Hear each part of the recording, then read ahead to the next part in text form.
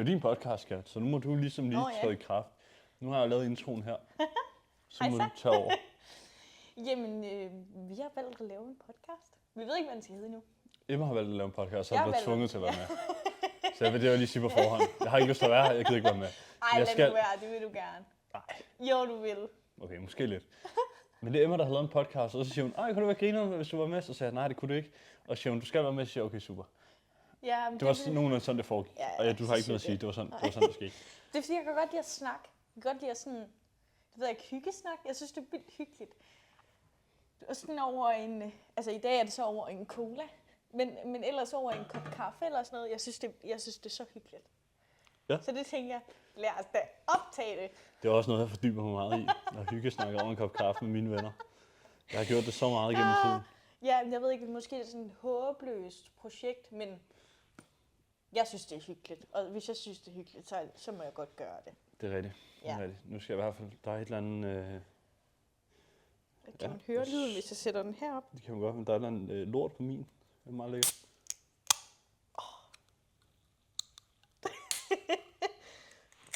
Skal jeg slubre? Nej. Emma, det er så irriterende. Emma, hun siger til mig, sådan der nogle gange, når jeg spiser. Så siger hun til mig, ej, du skal lade med at smaske, lukke munden, og jeg smasker ikke. Og så er Emma begyndt her for nyligt at forestille jer, det er om morgenen. Så laver hun en kop kaffe, og så sådan sluprer hun helt vildt. Altså sådan helt vildt, det er sådan noget, når hun drikker, så går hun sådan her. Men det er jo ligesom... men det er jo fordi, det er varmt. Når det er varmt, så kan jeg jo ikke bare drikke en tår, vel? Altså... Nej, men så må man jo vente. Altså, der er jo ikke men nogen, der jeg kan jo ikke vente. Jeg vil gerne have min kaffe, når jeg laver den. Okay, så nu bestiller en kaffe på en café, ikke? Så sluprer jeg også. Så i sekundet, de kommer med den, så begynder du at høvle den. Ja, det kan jeg love dig for. Det er også fuldstændig vanvittigt. Jamen, det er jo heller ikke... Altså, så laver du et måltid mad, og så venter du et kvarter på at spise det. Det er heller ikke det samme. Kaffe er kogende. Men når jeg craver kaffe, så går jeg ud og laver min kaffe, så vil jeg også bare gerne have min kaffe. Ja, prøv lige at skrive kommentaren forresten. Okay, lad os sige, at det her det er meget, meget vigtigt. Det er en debat. Emma og jeg, vi kommer nok til at have mange debatter på det her podcast. Vi kommer aldrig til at... Emma og jeg, den ting vi også, vi er aldrig enige om noget næsten. Ej, det er meget få ting, vi er enige om. Ja. Så skriv lige i kommentaren, når I skal have en kaffe på en café, lad os sige, at de kommer med kaffen, at vi er enige om, at man lige lader den stå i 5-10 minutter, før man begynder at drikke den, eller høvler i den med det samme. I får den, og så står den foran jer. Det er ikke fordi, at jeg høvler den med det samme. Så sipper jeg lige lidt. Men gør du det? Det gør jeg da. Man får en 3. grads forbrænding på tungen, man har jo ikke smagt noget endnu. Det er fordi, jeg slubrer. Så får jeg ikke forbrændinger. Det er fuldstændig vanvittigt og sindssygt, du siger slubrer. Hvad hedder det? Slubrer. Nå. Men jeg tror du er også fra Jylland jo. Så jeg tror, det er måske også lidt problemet, det med, at jeg gerne vil snakke så meget. Jeg er rigtig dårlig til at snakke. Ja, fuldstændig. Jeg røvler. Det kan også godt være, det er mig, at det ikke hedder slubrer, men det er jeg rimelig sikker på. Nej, jeg tror, du har ret. Slubrer, det var jo det, jeg sagde. Du sagde slubrer. Jeg kan ikke huske, hvad jeg sagde. Det var i hvert fald ikke rigtigt. Det sjove ved Emma og jeres forhold, det er, at Emma hun er fra Jylland, og jeg er fra Sjælland. Og mængden af gange, hvor vi har snakket sammen om et eller andet, hvor Emma hun så siger noget til mig, hvor jeg bliver nødt til at kigge på hende og sige, jeg forstår simpelthen ikke, hvad du siger. Nej, have lige mente, jeg snakker ikke seriøst. Nej, det ikke sådan, det er ikke det, jeg mener. Det er ikke det, jeg mener. Men jeg mener nogle af de der ord, du bruger. Nå, hvad fanden var det, det var? Det kan jeg ikke engang huske. Jamen, så nogle gange så bruger hun et eller andet fuldstændig vanvittigt jysk ord, som der er blevet opfundet i en landsby i Jylland et eller andet sted, ja. Som der er ingen mennesker i den normale civilisation, der har hørt. Hvor jeg sidder og tænker, det har jeg aldrig hørt før. Hvad var det? Det var også du sagde et eller andet skaver. Du sagde et eller andet fuldstændig outrageous i går. I går? Ja, eller i forgårs, hvor du sagde et eller andet til mig, mens vi lå. Så sagde du et eller andet ord, hvor jeg sagde til dig, jeg aner ikke, hvad det betyder. Jeg kan ikke huske, hvad det var. Det kan jeg heller ikke huske. Ja, men du sagde jo skaver. Ja, skaver. Ja. Det er, når en sko den skaver på din fod. Den knaver. Den skaver. Den gnaver. Den skaver. Den har vi haft rigtig mange gange. Ja, men det er jo sådan en typisk Sjælland og Jylland ting. Ja. Det er jo sådan en, man aldrig bliver enige om. Men der er altså nogle af de der udtryk, hvor jeg tror, du opfinder dem selv. Nej. Det kan godt være, at min mor hun har gjort det, men alt jeg har, det er næsten fra min mor. Ja, så siger jeg ikke noget, jeg godt lide med det. Så er der ikke noget galt med det. Og så jeg ved, hun kommer til at se den her podcast. Mette, jeg ved, du ser den. Jeg kom på et tidspunkt ned i stuen hjemme hos min far. Så kunne jeg høre min stemme, så var sådan der, hvad fanden er det, der foregår? Så vi har sådan en kæmpe tv hjemme hos min far. Så sidder han inde i stuen og sidder og ser min video. Han er så sød, din far han er så sød. Han er sgu en god mand, altså. Det, ja. Så har han gået ind og... fordi du havde siddet og redigeret den. Nå, men skal vi fortælle lidt om, hvor vi er lige nu? Vi er i Dubai. Ja, vi er i Dubeluben. Det har vi været siden august. August-september. Ja, vi har været i 2 måneder, ikke? Ja. Hvad er det i dag? Den 21. Ja, september? Ja. Og så bare lige for at give jer en indsigt i, hvor kaotisk vores liv egentlig er, så er vi i Dubai her nu, og vi skal være her i 9 dage mere. Og så tager vi til Bali. Hvor vi skal bo på Bali, og hvordan vi kommer til Bali, er endnu ikke bestemt. Der er intet, der er booket endnu. Vi har ikke booket flybilletter, vi har ikke booket hus, vi har ikke booket noget som helst. Og vi har kun den her lejlighed til den 30. Men det skal også lige sige, at den lejlighed, vi sidder nu, den har vi haft i en måned. Og den bookede vi dagen før, vi skulle flytte. Ja.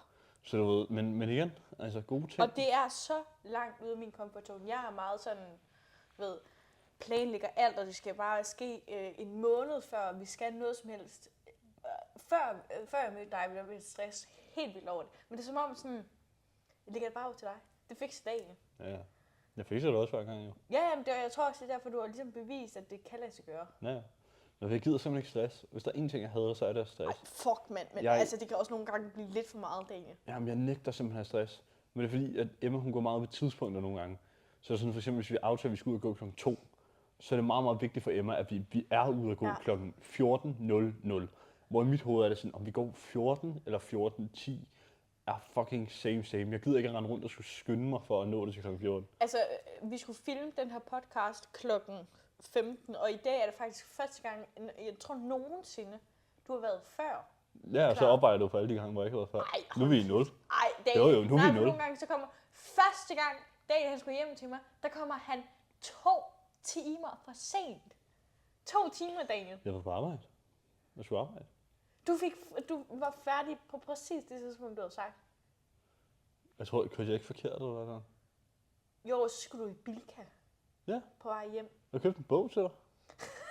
Ja, men 2 timer. Ja, det er for sindssygt. Jeg skulle finde en bog. Hold kæft, mand. Altså, det er for sindssygt. Nå, ja, vi er jo kærester. Nå. Jeg tror ellers, alle der sådan har troet, at jeg var din far eller din søster eller noget. Jeg er klart søster. 100%. Ja. Men næste måned har vi sagt, at vi skal til Bali. Det har jeg lige sagt. Okay. Nå, det er det, jeg mener med, at det er noget af et projekt, ja, jeg kaster mig Emma, hun er så griner. Fordi så hun er jo sådan lidt på sådan prep lige nu, pre-prep. Hun skal stille op her næste år til foråret, right? Ja. Til foråret, og så er nogen ligesom på sådan pre-prep, hvad kan man sige, for... Jeg skal lige lægge lidt i underskud, og så vender vi skuden og maintainer mig, så bare holder min vægt. Og så graver vi. Ja, og så skal gøre hun noget i går, noget af det mest vanvittige, jeg har set et menneske gøre.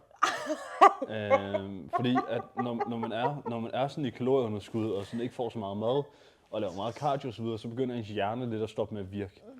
Og så ser jeg Emma i går i ramme alvor stå op i køkkenet, hvor hun har taget ris og kylling i en skål, og så tager hun skålen ind under vandhanen og hælder vand i hendes ris og kylling. Det er så dumt. Og skulle til at sætte den i mikroovnen, for det var en havregrød. Men det er fordi, at jeg er blevet vant til at lave jeg laver sådan nogle proteinkager af proteinpulver. Så det passer med, at jeg putter proteinpulver og sødemiddel ind under vandhanen, og så i mikroovnen. Så i mit hoved var det bare det, jeg skulle, så jeg kørte bare på sådan en rutine. Fordi jeg har aldrig set noget lignende. Prøv at forestille dig at ramme alvor, se ens kæreste stå med ris og kylling, og så hælde vand i det. Og som om man mener det. Jeg har aldrig set noget lignende. Ej, det var virkelig dumt. Ja. Men altså, jeg kunne få vandet ud efterfølgende, så det er altid noget. Ja, det var fuldstændig vanvittigt. Ja. Altså, jeg har aldrig set noget lignende. Men det er også virkelig det, sådan, når man så er i sådan en underskudsfase, ikke? Det er virkelig de små ting, der giver glæderne. Ris og kylling smager helt fuldstændig fantastisk lige pludselig. Ja, det gør det sgu. Men jeg synes generelt, det smager godt. Delen har offentliggjort, at vi skal lægge en video ud hver søndag. Ja. Så det er den first one. Den skal op i dag, Daniel. Ja, slap nu af. Altså. Jeg kender dig. Så, du ved, så stresser du med alt muligt andet, og så fordyber du dig i et eller andet, og så sidder vi i aften, og så stresser du over, at du skal have den her op. Ja, men det er fordi, jeg har boet i Spanien i 2 år, der tager jeg tingene meget, meget roligt. Der er simpelthen ikke noget stress. Det skal jeg kraftigt love for. Det er også, når vi er ude og gå, for eksempel. Dit gå-tempo. Du går så langsomt. Ja. Det er sindssygt. Jeg nyder det.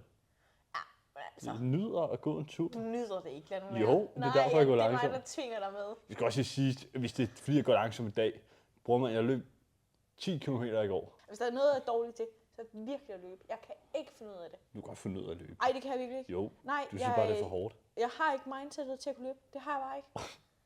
Det har jeg simpelthen ikke.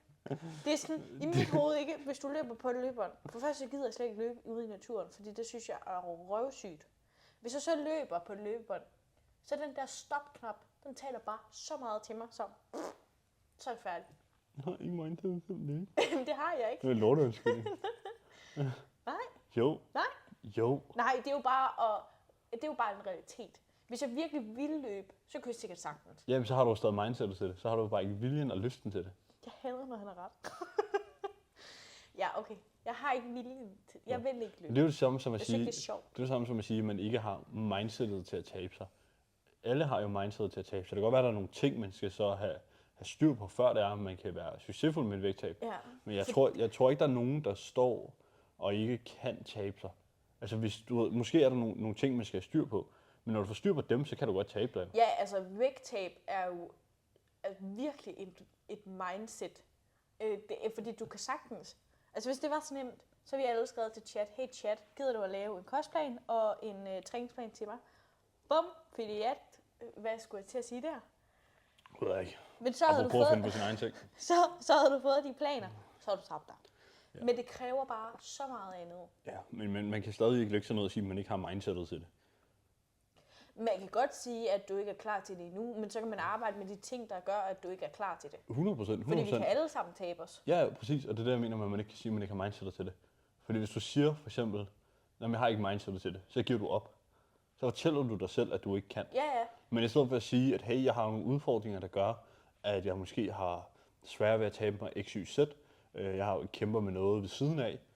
Men det er jo ikke, fordi du ikke har mindsetet til at tabe dig. Det er, fordi du har nogle udfordringer, du skal løse.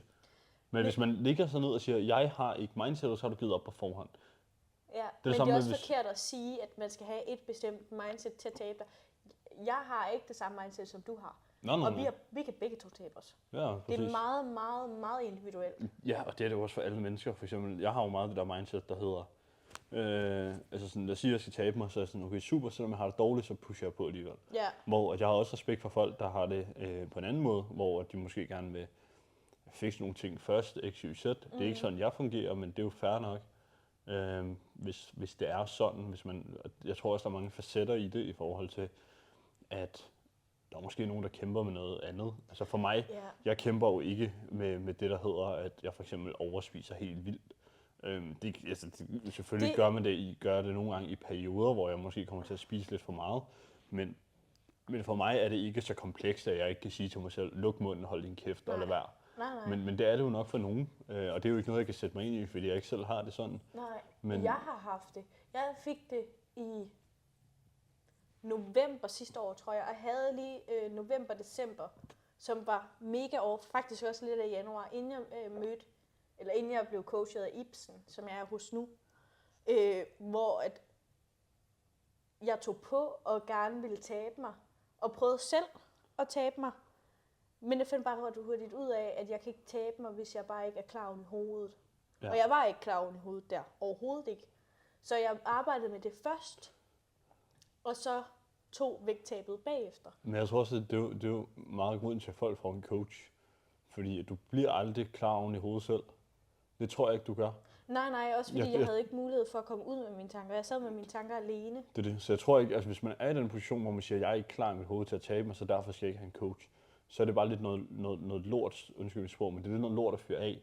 Fordi at hvis du har været, lad os sige, du har været overvægtig i 4 år, så har du brugt de 4 sidste år på at sige, okay, jeg har ikke været klar oven i hovedet. Hvad tror du så, der sker de næste 4 år, hvis du ikke gør noget anderledes? Ja, det så bliver du heller ikke klar oven i hovedet. Nej. Så man bliver jo nødt til, det samme jeg også siger til folk, jeg også arbejder med osv., hvis vi snakker videoer eller et eller andet, og jeg siger til folk, hey, vi gør det på den og den her måde, og de så siger, jamen jeg vil hellere gøre det på min måde. Jeg siger, okay, super, det her er ikke for at lyde som en idiot overhovedet, men din metode har bragt dig hertil, og det er grunden til, at du vælger mig. Hvis du vil fortsætte din egen metode, hvor tror du så, du ender henne? Ja. Eller hvis man skal snakke med nogen, der gerne vil på et forløb for eksempel, så sige, okay, super, jeg forstår godt X, Y, Z, Men det, du har prøvet de sidste 3 år, har ikke virket. Med al respekt. Så hvad tror du, der sker, hvis du ikke får mig som coach? Og hvis vi ikke gør de her ting, hvordan tror du så, det ser dit liv ser ud om 3 år? Ja. Tror du, det er det samme, eller tror du, du på magisk vis i løbet af de næste 3 år finder løsningen, som du ikke har fundet de sidste 3 år? Ja. Hvis man vil have et andet output end det, man har fået de sidste 3 år, så skal man tage et andet valg end det, man har gjort de sidste 3 år. 100%. Og så tror jeg også, man skal passe på med, at det ikke bliver endemålet, der er så vigtigt. Selvfølgelig skal du have et mål, der ligesom driver dig fremad til at søge hjælp osv.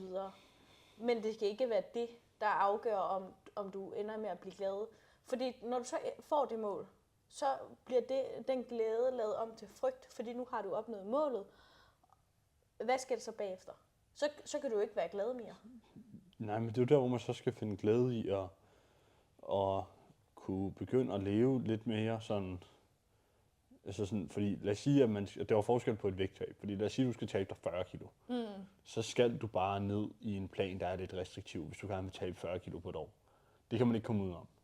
Men jeg tror, man skal passe på med at sætte sådan en tidslinje på, fordi det bliver bare meget hurtigt sådan, donk i hovedet. 100%, men forstå mig ret, og det jeg mener med det, der, at det bliver meget restriktivt et år. Så når du har tabt de 40 kilo for eksempel, så skal du lære, okay, hvordan lever jeg mit liv uden at tage på igen?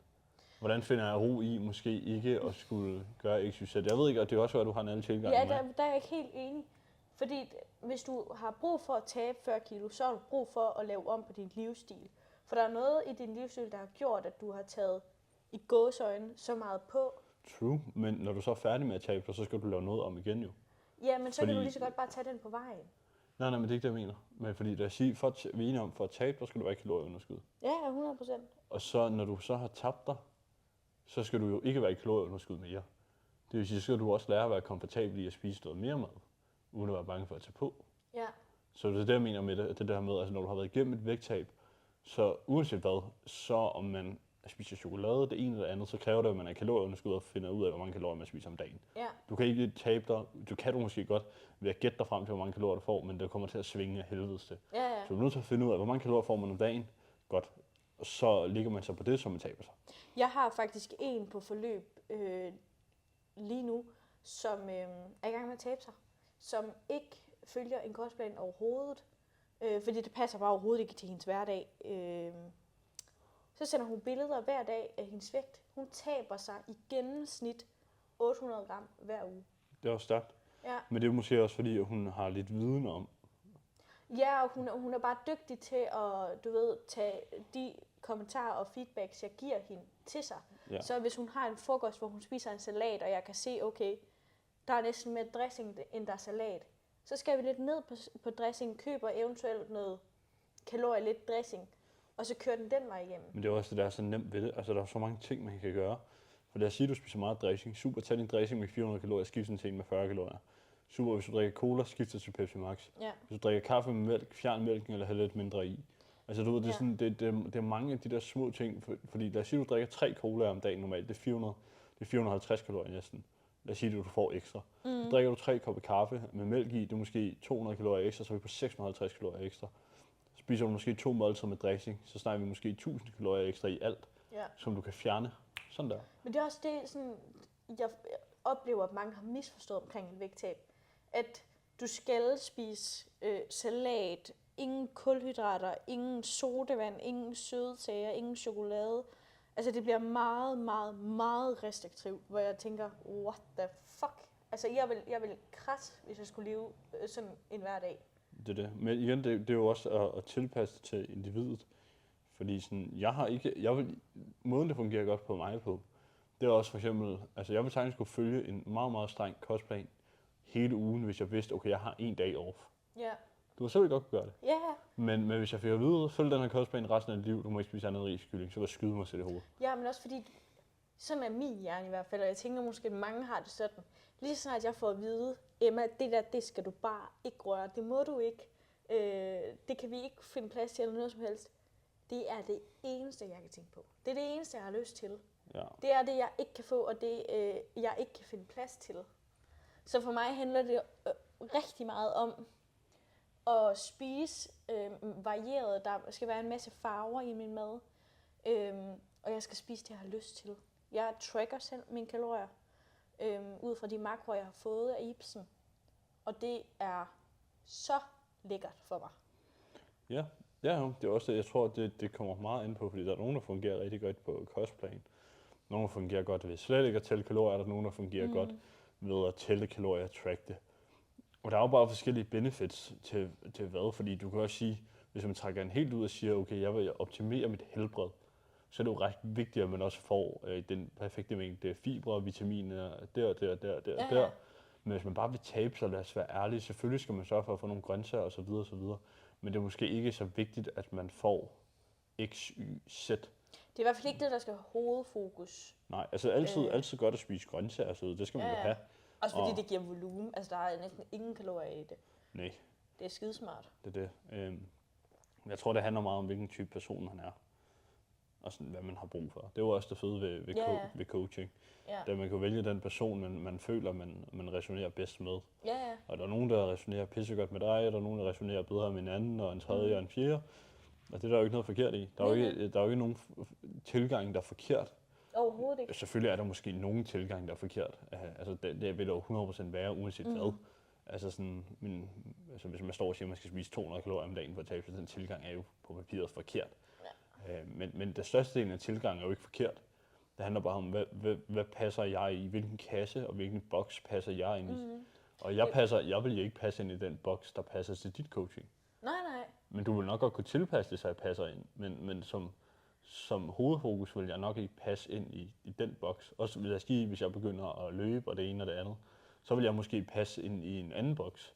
Jeg ved det ikke, men jeg tror bare, at man passer ind i forskellige bokses. Altså nu vil jeg jo nok passe ret godt ind i dit, fordi vi også er kærester. Ja, vi kender hinanden rigtig godt. Præcis, men lad os sige, du tager en eller anden kæmpe gut på 110 kilo muskelmasse. Han passer nok ikke ind i din boks. Nej. Og han passer måske bedre ind i en anden boks. Vi har jo også selv prøvet det.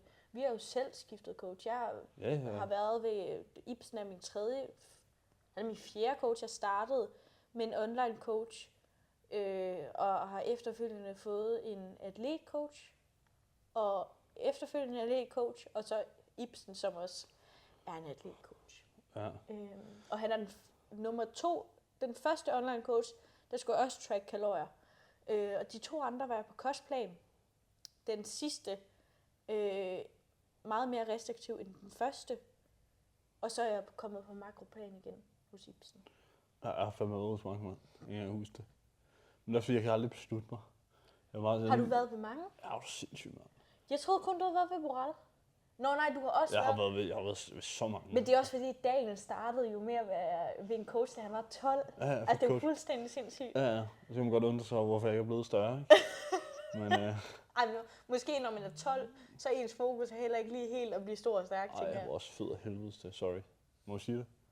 Ja, det må man godt sige, når det var mig selv, jo. Ja. Ja, og var rimelig overvægtig. Det var flot vi har faktisk begge to været rigtig overvægtige. Ja, jeg var rigtig fed. Jeg var rigtig tyk. Ja. Jeg var ikke altså sådan, men problemet er jo, at hvis jeg viser et billede af det, så siger folk, at du var jo ikke rigtig tyk. Men det var jeg jo i forhold til, at jeg var 11 eller 12 år gammel, så var jeg jo rigtig tyk. Ja, og du bliver ikke sådan rigtig... Jo, du bliver lidt vommet i dit ansigt, men ikke særlig meget. Men på de billeder der, altså, er jo sindssygt nogle kinder, du render rundt med. Det siger bare også lidt om, hvad resten af kroppen byder på. Ja, men jeg var også overvægtig, kan jeg huske. Altså. Og man må tage det, altså jeg håber ikke, der er nogen, der bliver offentet over, at jeg sidder og kalder mig selv tyk eller sådan noget, fordi det føler jeg bare, jeg var. Altså sådan, og det var om mig selv, jeg snakker om, så nu må I tage det, som I vil, ikke? Jeg skulle ikke så fornemt med de ting. Men jeg husker, jeg var rigtig overvægtig. Jeg var rigtig, rigtig overvægtig.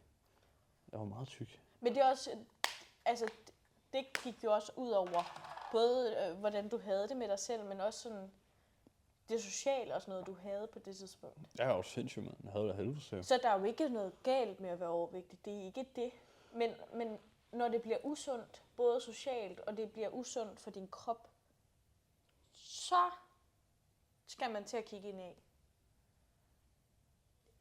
Vi holder den hver dag. Ja. Ja. Det siger ikke noget. Jamen, jeg kan lige se dig. Nej, men på papiret, jeg er også... Jeg er ligeglad, hvad folk gør.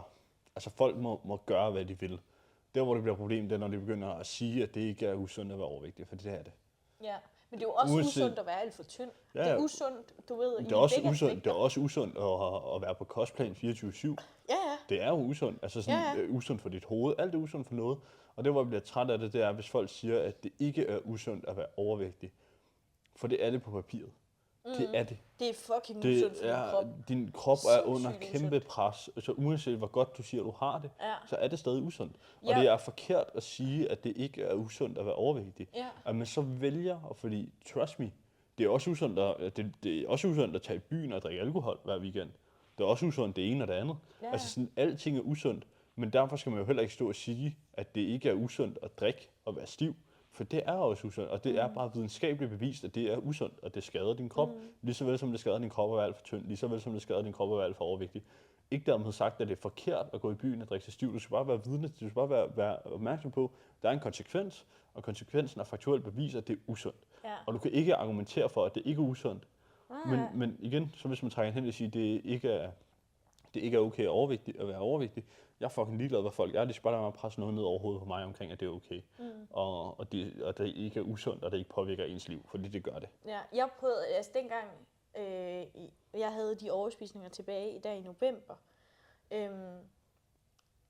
der tog jeg rigtig hurtigt på, og jeg begyndte at få sindssygt mange urenheder i mit hoved. Og dengang jeg skulle stille op til min første konkurrence tilbage i 2024, der var jeg nede i en vægt, som faktisk gjorde, at en måned inde i min diæt, der mistede jeg min menstruation. Så sådan, begge dele er jo usundt for kroppen, altså, og det har sine konsekvenser. Jeg skal jo heller ikke sige en skid. Jeg tager også snus, det er jo også usundt. Ja. Så jeg skal ikke kommentere på, hvad andre folk gør, men jeg står samtidig heller ikke og presser ned over hovedet på Emma hver dag, hun skal begynde til at snus. For det vil være forkert af mig. Det er en beslutning, jeg har taget. Jeg tager konsekvenserne af det, hvis der er noget. Og de konsekvenser, jeg er bevidst om, det er mit valg, det er mit liv, men jeg prøver ikke at presse ned over hovedet på nogen andre. Lige så vel som hvis du vejer 20 kilo for meget, du har taget det valg, jeg ikke har taget det valg, det lyder forkert, men forstå mig ret.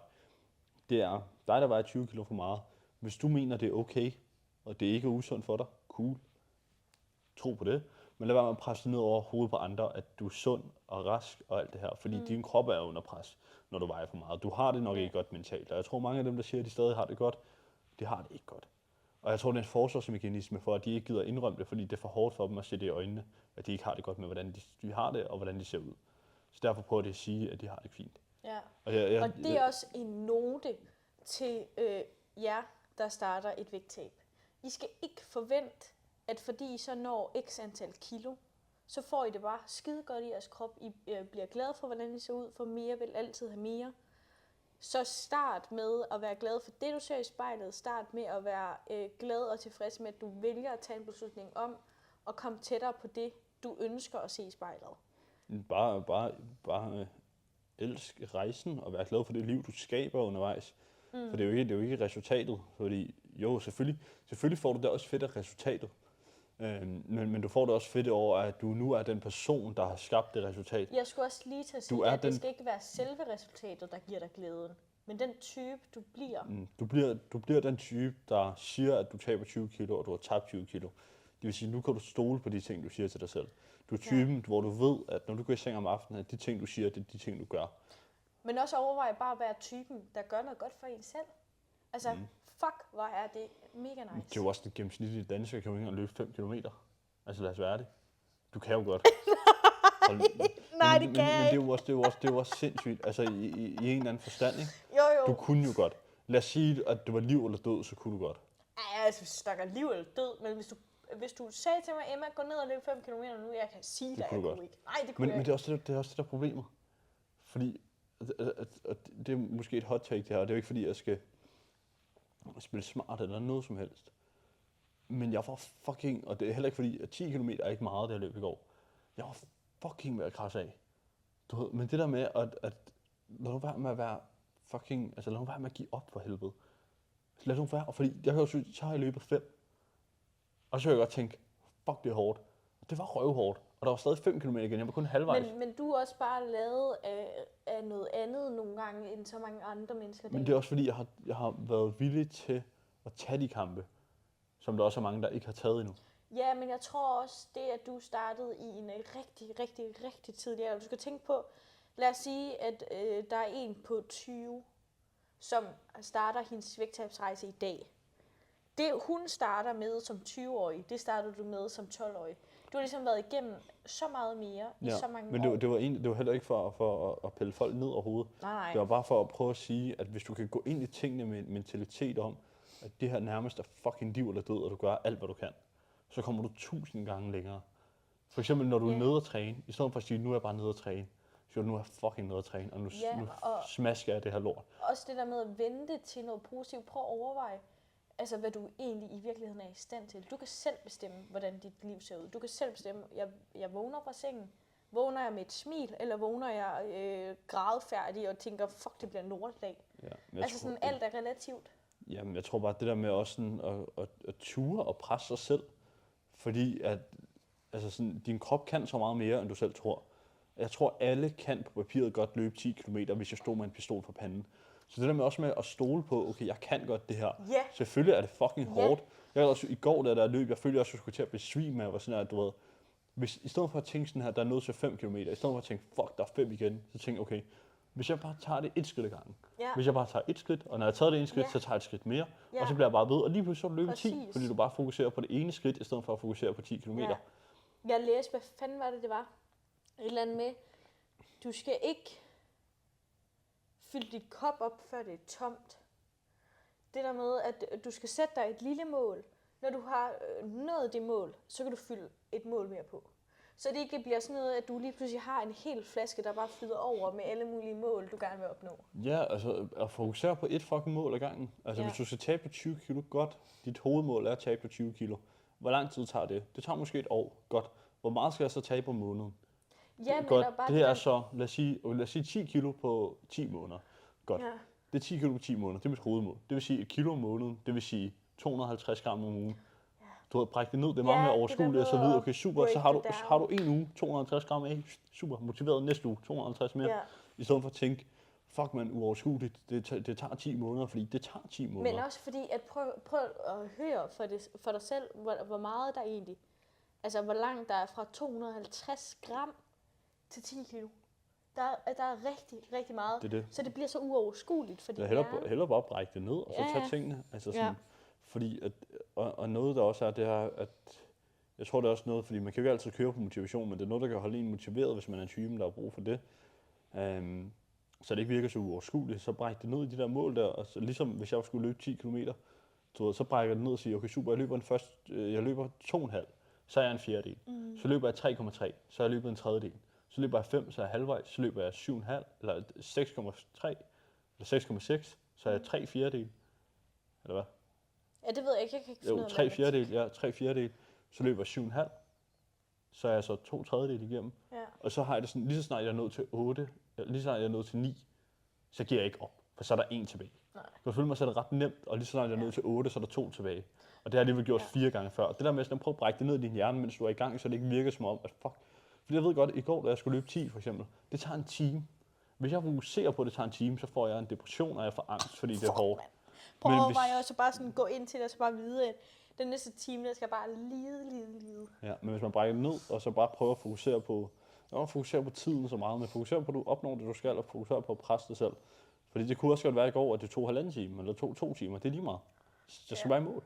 Jeg skal bare i mål, og hvordan jeg kommer i mål er fuldstændig ligegyldigt, og hvor lang tid det tager fuldstændig fucking ligegyldigt. Ja. Jeg kunne have gået de sidste 5 kilometer, og det har måske taget 3 timer. Men så længe jeg kommer i mål, har jeg udført opgaven. Ja. Målet er at udføre opgaven. Målet er ikke, hvor lang tid det tager at udføre opgaven. Bare udfør den, kom videre, udfør noget nyt. Noget jeg også har fundet ud af, som jeg har lagt mærke til lidt ved mig selv, de der små, gidelige opgaver, sådan, de bliver nemmere, hvis jeg sådan... Hvordan forklarer man det på dansk? Jeg kan heller ikke forklare det på engelsk, for jeg kan ikke sige det på engelsk. Men det der med sådan, for eksempel hvis jeg skal ud og gå en tur, så at gå forbi et eller andet supermarked, købe en solvand, købe en Monster, når jeg er nede og træne noget træningstøj, jeg synes er fedt, måske noget nyt træningstøj engang imellem. Det gør bare alting så meget sjovere. Ja, gør det nice for dig selv at opnå de mål der. Gør det fedt for dig selv. Sørg for, at der er købt ind til det mad, du skal bruge, så det ikke er en uoverskuelig opgave. Ja, det er mig, der gør det. Ja, nej, det indkøb og madlavning, det er mig. Så jeg har gjort det dejligt nemt for dagen, at han bare kan tage sådan nogle bøtter ud fra vores køleskab, fylde ned i en skål, og så har han mad. Er det ikke pænt af? Jo, det er luksus. Jeg tænker også, vi tager wrap up. Ja. Så husk lige at skrive i kommentaren, hvad den her podcast skal hedde, for vi har ingen anelse. Vi har sgu da ikke fået noget navn. Det er rigtigt. Skriv Vi har brug for hjælp. Og så, Husk at følge mig på Instagram. Ja, også følg mig. Og hvis I sviner os til, Smed. og hvis I sviner os til, så fuck jer. Så svin Daniel til, ikke mig. Ja, bare tag mig, jeg har været igennem den mange gange. Så Jeg fik at vide her den anden dag, jeg var alt for tynd, da jeg skulle stille op. Det gjorde mig virkelig ked af det. Det sjove er sådan der, jeg har fået så meget hate. Altså jeg har fået så mange sviner. Altså jeg tror jeg har fået 200 plus hate kommentarer og 50 plus hate beskeder i min DM. Jeg har folk, der har skrevet til mig, at de vil komme og finde mig og slå mig ned, og det ene og det andet. Og hvis de så mig i byen, ville de smadre mig. Et eller andet. Altså du ved, så er det nogle gange, når jeg sidder og hører det der af Emmas, selvfølgelig er det jo mega uoverskueligt for hende at høre, men jeg sidder bare og tænker, fuck man, du har ingen idé om, hvad man kan være igennem. Og der er også folk, der har, altså, prøv bare at forestille dig sådan en som, du ved, sådan en som, hvad kan det være, Andrew Tate. Prøv at forestille dig, hvor meget han er blevet svinet. Ja, men jeg tror også bare, at jeg har rigtig mange følelser i min lille krop. Ja. Og de følelser kan I så lige gange med 10. Så dagen han skal nogle gange bare sige bød til mig nogle dage, og så græder jeg. Ja. Så svin mig til, hvis der er noget med Emma, så skriv Daniel i stedet for Emma. Så svin mig til, jeg er røverhamrende ligeglad. I kan svine mig til så meget I vil. Det påvirker mig overhovedet ikke, fordi sandheden er, at hvis I sviner mig til derude, så har I højst sandsynligt et værd liv end mig.